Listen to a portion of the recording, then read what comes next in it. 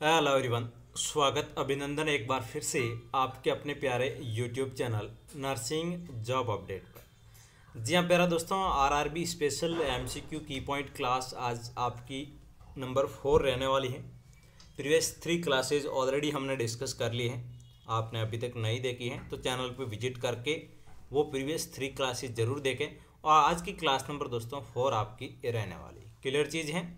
बहुत शानदार आज के क्लास के अंदर की पॉइंट डिस्कस करने वाले हैं पीडियाट्रिक नर्सिंग से रिलेटेड, जहां से आपके एग्जाम्स के अंदर 1 से 2 क्वेश्चंस हर एक एग्जाम्स के अंदर आज की क्लास से बनने वाले हैं। क्लियर चीज़ है।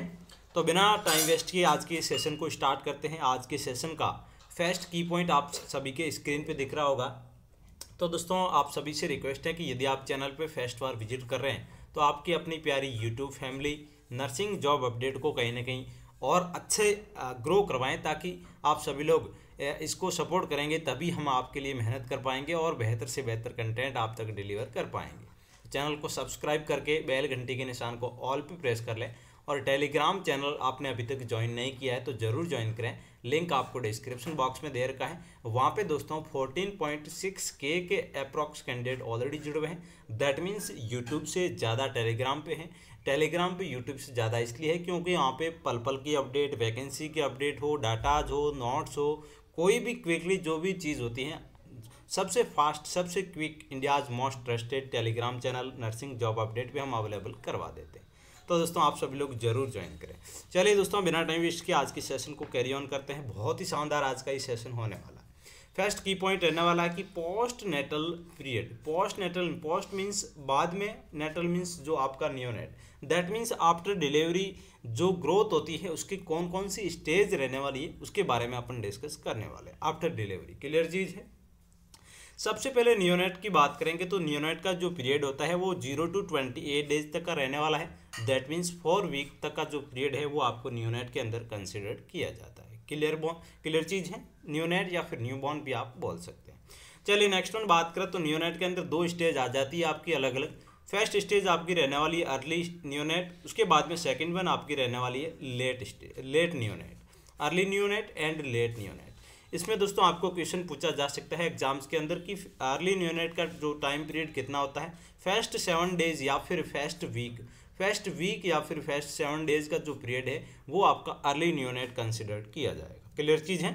अब लेट नियोनेट की बात करें तो दोस्तों लेट नियोनेट आपका 8 डेज से लेके 28 डेज तक का जो पीरियड होता है उसको अपन लेट नियोनेट के अंदर कंसिडर करेंगे। क्लियर चीज़ है। यदि आपको डेज नहीं दे रखा है तो 1 वीक से लेके 4 वीक तक का जो पीरियड होता है वो आपका किसके अंदर कंसिडर करते हैं, अपन लेट नियोनेट के अंदर कंसिडर करते हैं। क्लियर चीज़ है।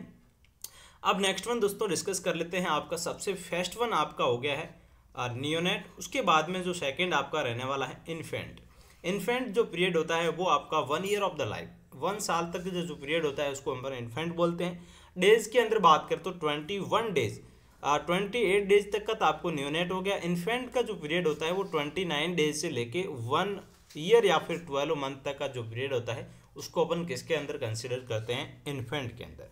क्लियर चीज़ है। दैट मीन्स बात करें तो 4 वीक से लेके, वीक के अंदर ही पूछा जा सकता है दोस्तों, 4 वीक से लेके 1 ईयर तक का जो पीरियड होता है वो पीरियड आपका इन्फेंट कहलाएगा। क्लियर चीज़ें हैं। ये बेसिक चीज़ें हैं, आप सभी को आती भी होगी, लेकिन बहुत ही इंपॉर्टेंट है दोस्तों आपके एग्जाम्स के पॉइंट ऑफ व्यू से। क्लियर चीज़ें कहने की बहुत सारे कैंडिडेट मिस्टेक भी कर लेते हैं। अर्ली नियोनेट वीक के अंदर पूछा जा सकता है, मंथ के अंदर आप याद करते हैं, ईयर के अंदर याद करते हैं तो आपको मंथ या फिर वीक के अंदर कंसिडर करके भी पूछा जा सकता है। क्लियर चीज़ है। चलिए नेक्स्ट वन की पॉइंट की ओर मूव करते हैं। आपका नेक्स्ट वन रहने वाला है टोडलर स्टेज। टोडलर स्टेज कब होती है दोस्तों, 1 to 3 ईयर तक का जो पीरियड होता है उसको अपन किसके अंदर कंसिडर करते हैं, टोडलर के अंदर। क्लियर चीज़ है। 1 to 3 ईयर का जो पीरियड होता है उसको अपन टोडलर बोलेंगे। नेक्स्ट वन जो आपकी स्टेज रहने वाली है वो प्री स्कूलर रहने वाली। प्री स्कूलर एज आप बात करें तो दोस्तों उसको अर्ली चाइल्डहुड बोलेंगे, जिसकी एज आपकी 3 to 6 ईयर के अंदर कंसिडर करते हैं। जो 3 to 6 ईयर की एज होती है वो प्री स्कूलर होती है। दैट मीन्स यहाँ पे अभी तक बेबी कहीं ना कहीं स्कूल नहीं जा रहा है, इसलिए प्री स्कूलर स्टेज कंसिडर किया जाता है। उसके बाद में नेक्स्ट वन आपकी आ जाएगी प्री स्कूलर के बाद में स्कूलर एज। स्कूलर एज बोला तो मिडिल जो आपका चाइल्डहुड का पीरियड होता है वो आपका यहाँ पे रहने वाला है, जिसके अंदर दोस्तों बात करें तो गर्ल्स और बॉयज़ के अंदर इसमें अलग अलग अपन कंसिडर करते हैं। नॉर्मली बात करें तो आपका 6 to 12 ईयर एवरेज रहने वाला है, जिसमें गर्ल्स की एज की बात करें तो 6 to 10 और बॉयज़ की बात करें तो 6 to गर्ल्स के लिए 6 to 10 एंड बॉयज़ की बात करें तो 6 to 12 ईयर तक का जो पीरियड होता है वो आपका कहीं ना कहीं यहाँ पे रहने वाला है स्कूलर एज के अंदर। क्लियर चीज़ है। नेक्स्ट वन अपन डिस्कस कर लेते हैं एडोलसेंस का। एडोलसेंस के अंदर दोस्तों बहुत ही शानदार यहाँ पे अलग अलग क्वेश्चन आपके बनने वाले हैं कि बॉयज़ के अंदर कितनी एज रहती है, गर्ल्स के अंदर कितनी एज रहती है। ये बहुत इंपॉर्टेंट आप सभी के लिए रहने वाला है। 12 to 16 ईयर तक का जो पीरियड होता है वो गर्ल्स के अंदर होता है, एवरेज होता है। और गर्ल्स के अंदर बात करें तो 12 से लेके 14 ईयर तक का पीरियड गर्ल्स के अंदर कंसिडर किया जाता है एडोलसेंस का। और बॉयज़ की बात करें तो 14 से लेके 16 ईयर तक का जो पीरियड है वो कहने के बॉयज़ के अंदर कंसिडर किया जाता है। चलिए नेक्स्ट वन की पॉइंट की ओर मूव करते हैं। एक और शानदार की पॉइंट आप सभी की स्क्रीन पे, आप सभी लोग दोस्तों नोट्स को नोट डाउन जरूर करें ताकि एग्जाम से पहले आप रिवाइज कर सकें। क्लियर चीज़ है। Total blood volume of a newborn at birth. जी हाँ दोस्तों, एट बर्थ पे न्यूबॉर्न के अंदर टोटल ब्लड वॉल्यूम कितना होता है वो यहाँ पे पूछा गया है। बहुत ही शानदार है दोस्तों क्वेश्चंस। तो 80 ml पर kg के हिसाब से आपका क्या है नॉर्मल ब्लड वॉल्यूम रहने वाला है। तो नॉर्मल की बात करें तो 3 kg का बेबी होता है, तो 80 इंटू 3 आप कर ले मल्टीप्लाई, तो आपका यहाँ पे टोटल निकल के आ जाएगा 240 ml जो है बेबी के अंदर नॉर्मल ब्लड वॉल्यूम आपका यहाँ पे रहने वाला है। क्लियर चीज़ है। नेक्स्ट वन बात करें तो एक और शानदार की पॉइंट यहाँ पे दोस्तों बताया गया कि best indicator of the health and nutritional status. जी हाँ दोस्तों, आपका हेल्थ एंड जो बात करें न्यूट्रिशनल स्टेटस के लिए बेस्ट इंडिकेटर कौन सा रहने वाला है चाइल्ड के अंदर। तो मेजरमेंट की बात करें तो वेट सबसे आपका मेजर कहीं ना कहीं इंडिकेटर रहने वाला है न्यूट्रिएंट्स का और न्यूट्रिशनल का और हेल्थ का। वेट सबसे बेस्ट इंडिकेटर आपका रहने वाला है। ये दोस्तों क्वेश्चन पूछा गया है, बार बार पूछते हैं एग्जाम्स के अंदर, बहुत ही इंपॉर्टेंट है, इसको आप इंपॉर्टेंट की पॉइंट लगा लें। क्लियर चीज़ें हैं। 5 स्टार की पॉइंट यहाँ पे रहने वाला है। चलिए नेक्स्ट वन की पॉइंट की ओर मूव करते हैं। At the age of the 2 month. जी हाँ दोस्तों, 2 मंथ की एज पे टीयर्स स्टार्ट टू अपीयर। जी हाँ दोस्तों, आंसू कहने की बात करें तो 2 मंथ पे बेबी के कहीं ना कहीं स्टार्ट हो जाता है। क्लियर चीज़ है। 2 मंथ पे कहीं ना कहीं टीयर्स है वो स्टार्ट या फिर अपीयर होने स्टार्ट हो जाते हैं। क्लियर चीज़ है। नेक्स्ट वन बात करें तो आपका सॉरी नॉर्मल जो आपका न्यूनेट होता है, न्यूबॉर्न होता है, उसका ब्लड प्रेशर दोस्तों कितना होता है एट बर्थ के टाइम। क्लियर चीज़ है। तो 80/50 mm ऑफ Hg आपका नॉर्मल क्या है यहाँ पे एट बर्थ के टाइम आपका ब्लड प्रेशर रहने वाला है 80/50 mm ऑफ Hg। क्लियर चीज़ है। अब यदि आपको एडल्ट की पूछा जाता है तो एडल्ट का आपका कितना रहने वाला है 120/80 mm ऑफ Hg। क्लियर चीज़ है। mm ऑफ Hg ये आपका एडल्ट का हो गया है और एट बर्थ के टाइम आपका होने वाला है 80/50 mm ऑफ Hg।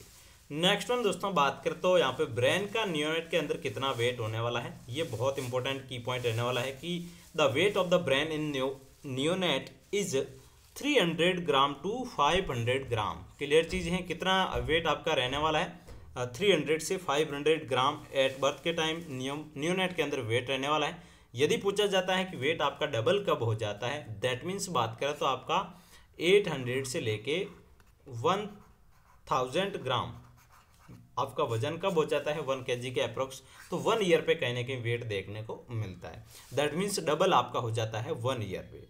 क्लियर चीज़ है। नेक्स्ट वन की पॉइंट की ओर मूव करते हैं दोस्तों कि नॉर्मल हार्ट रेट कितनी देखने को मिलती है इन्फेंट की। जी हाँ दोस्तों, इन्फेंट की नॉर्मल हार्ट रेट पूछा गया है। तो यहाँ पे 110 दे रखा है, 120 आप बेस्ट आंसर रहेगा आपके लिए। 120 से लेके 160 बीट पर मिनट। क्लियर चीज़ है। 120 से लेके 160 बीट पर मिनट आपकी नॉर्मल क्या है यहाँ पे हार्ट रेट रहने वाली है। यदि 160 से ज़्यादा हो जाती है आपकी हार्ट रेट तो उसको अपन क्या बोलेंगे टेकीकार्डिया बोलेंगे। यदि मोर देन 160 हो रही है तो उसको अपन टेकीकार्डिया बोलेंगे। यदि आपकी हार्ट रेट है वो 120 से कम हो रही है 120 से कम हो रही है तो उसको अपन क्या बोलेंगे ब्रेडीकार्डिया बोलेंगे। ये 2 टर्म है, बेसिक है, आप सभी को आती भी होगी, लेकिन आपको ध्यान में रखना बहुत ही जरूरी यहाँ पे रहने वाला है। क्लियर चीज़ है। चलिए नेक्स्ट वन की पॉइंट की ओर मूव करते हैं। नॉर्मल हार्ट रेट मैंने आपको बता दिया है 120 से लेके 160। यदि आपको एडल्ट का पूछा जाता है तो आप सभी को पता है एवरेज होती है 60 से लेके 100 बीट पर मिनट। क्लियर चीज़ है। बीट पर मिनट आपकी रहने वाली है एडल्ट के अंदर। 60 से कम हो जाती है उसको अपन ब्रेडी बोलेंगे, 100 से ज़्यादा होती है उसको अपन टेकिकार्डिया बोलेंगे। ये बेसिक टर्म है, आप सभी को आती भी होगी। चलिए नेक्स्ट वन की पॉइंट की ओर मूव करते हैं दोस्तों। बेसिक से अपन क्लियर कर रहे हैं, पीडियाट्रिक के हर एक वो MCQ अपन क्लियर करेंगे जो आपके एग्जाम्स के पॉइंट ऑफ व्यू से हेल्पफुल रहने वाला है। क्लियर चीज़ है। ये जो की पॉइंट की बुकलेट है, आप यदि परचेज करना चाहते हैं तो आपको डिस्क्रिप्शन बॉक्स में नंबर दे रखे हैं नर्सिंग एजुकेशन के, तो वहाँ पे आप व्हाट्सअप मैसेज करके भी परचेज कर सकते हैं। दोस्तों RRB की कंप्लीट तैयारी के लिए RRB का पूरा सिलेबस कवर किया गया है की पॉइंट बुकलेट के अंदर, और साथ में दोस्तों बात करें तो आपका RRB के जितने भी ओल्ड पेपर है वो भी कहीं ना कहीं कवर किए गए, अलग से आपको मिल जाएंगे ओल्ड पेपर भी। चलिए नेक्स्ट वन की पॉइंट की ओर मूव करते हैं। The average normal respiratory rate in newborn is 40 breath per minute. जी हाँ दोस्तों, न्यू बॉर्न के अंदर नॉर्मल बात करें तो 40 से लेके 60 ब्रीथ पर मिनट आपकी क्या है, नॉर्मल कहीं ना कहीं रेस्पिरेशन रेट देखने को मिलती है। यदि 40 से कम हो जाता है उस कंडीशन में अपन ब्रेडी पिनिया कंसिडर करेंगे। यदि 40 से ज़्यादा हो रही है और 60 से ज़्यादा हो रही है उस कंडीशन में अपन टेकी पिनिया कंसिडर करेंगे। यदि एपनिया कंडीशन आ जाती है that means absence of respiration rate. ये कुछ बेसिक टर्म है, आप सभी को आती भी होगी और आपको ध्यान में रखना भी बहुत ही जरूरी यहाँ पे रहने वाला है। मैंने बात बताया आपको बेसिक से अपन हर एक चीज़ पढ़ने वाले हैं, तो बहुत ही इंपॉर्टेंट आने वाले अपकमिंग सेशन भी आप सभी के लिए रहने वाले हैं। अब दोस्तों बात करें तो अपकमिंग सेशन के अंदर जो भी जितने भी न्यूबॉर्न के अंदर जो डिजीज पोर्शन होता है, गैस्ट्रोइंटेस्टाइनल सिस्टम से रिलेटेड जो आपका कार्डियोवैस्कुलर सिस्टम है, जिसके अंदर जो आपका ASD है,